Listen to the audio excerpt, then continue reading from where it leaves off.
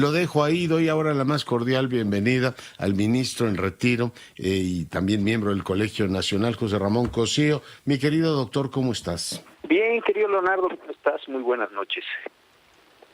Oye, pues ecos de la marcha, que si plan B, reforma electoral, ¿cómo estás viendo el país, doctor?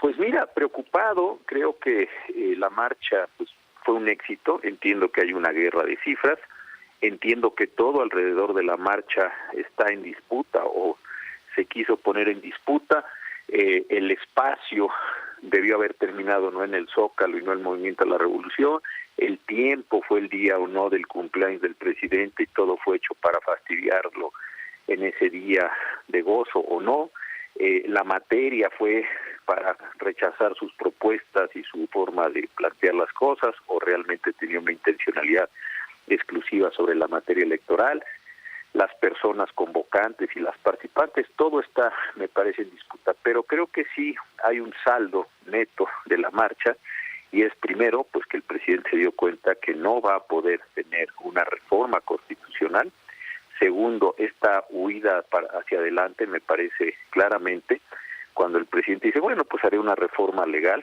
yo creo que pocas cosas podrían ser tan inconstitucionales como esa reforma legal. ¿Y por qué? Si uno ve los artículos constitucionales que regulan lo que él piensa que debe ser el nuevo modelo electoral, no hay espacio, así hay que decirlo con esta rotundidad, no hay espacio para colocar nada de lo que él quiere. El artículo 41 tiene un sistema clarísimo, muy desarrollado, muy especificado acerca de cómo nombrar a los consejeros electorales, su dirección, sus competencias. Los artículos 52 en adelante nos hablan de los 500 diputados, 300 distritos uninominales, 200 diputados plurinominales, nos habla también de los senadores, o sea, no hay modo ahí de que se pueda ajustar nada. El 99 nos describe con mucha claridad cuál es la condición de designación de los magistrados electorales, no se le puede modificar nada. Y el 116 pues tiene todas las reglas para la elección de los órganos electorales locales y las participaciones. Entonces el presidente no podría moverle nada, dice lo haré mediante leyes.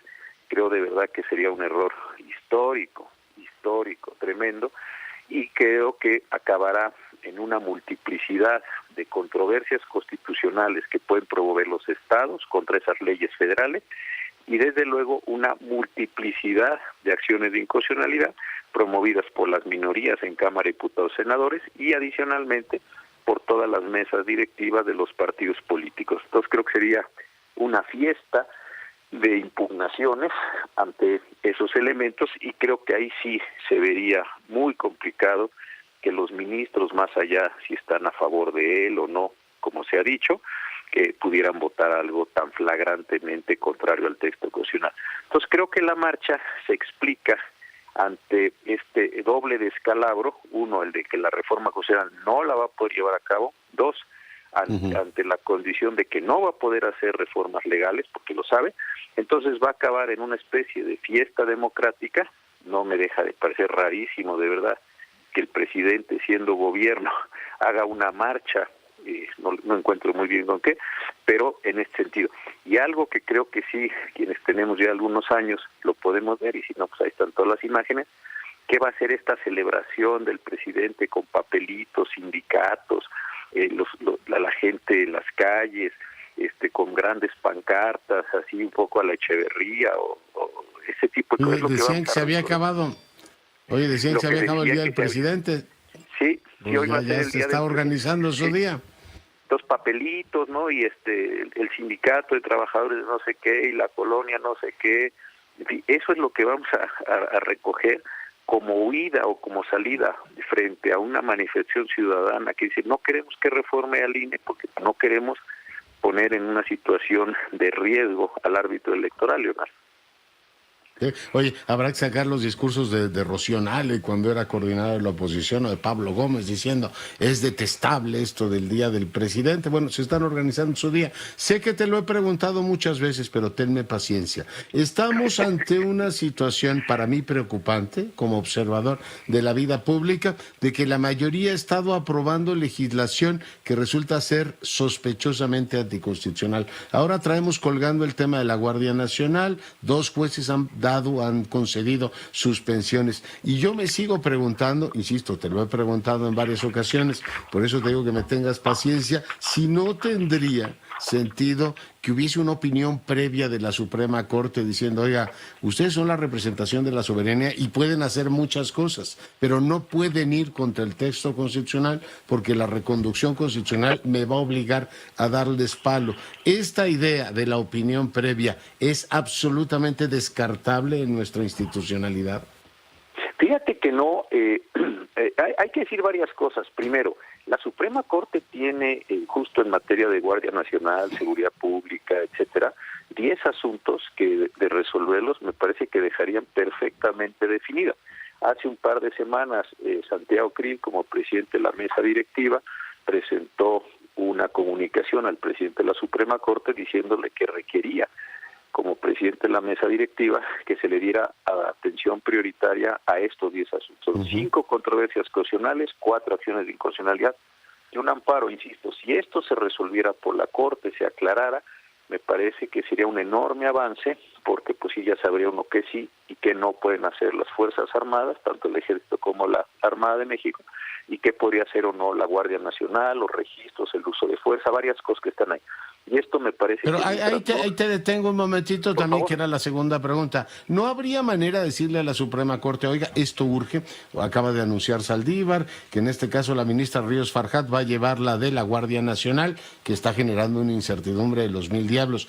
Pero decir, como una especie de límite, en este caso, como de urgente resolución, ¿no se le puede meter ese, además de la excitativa política que haga el presidente del Congreso, como un límite legal? Decir, a ver, tiene usted tanto tiempo para discutir el tema, para evitar esta zozobra o romper el principio de certeza, José Ramón.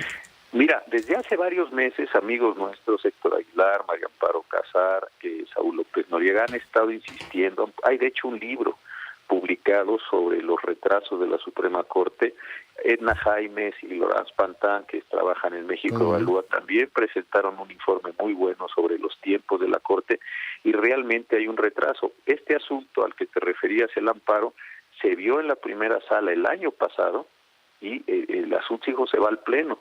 Pasó casi un año para verse cuando, bueno, el proyecto pues tendrá algunos cambios, algunos ajustes. Entonces sí me parece que hay ahí un asunto muy serio de la condición, pero no hay más que la exhortativa de sus propios compañeros al presidente de la Suprema Corte o a los presidentes de salas, que son los encargados de hacer la lista de los asuntos y fijar su fecha para discusión, sea en el Pleno o sea en alguna de las 2 salas de la Suprema Corte. Creo que este sí es un asunto muy delicado y me parece que es lo que llevó a que Santiago Krill, como presidente de la mesa directiva de la Cámara de Diputados, pues hiciera esta exhortativa señalando los casos y las condiciones.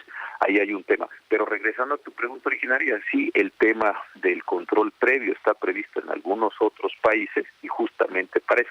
Un caso que es muy de tus materias es con los tratados internacionales. Antes de comprometer obligaciones de un Estado nacional frente a otros Estados o unos organismos internacionales, pues preguntémosle a los tribunales nacionales si esto se puede hacer o no.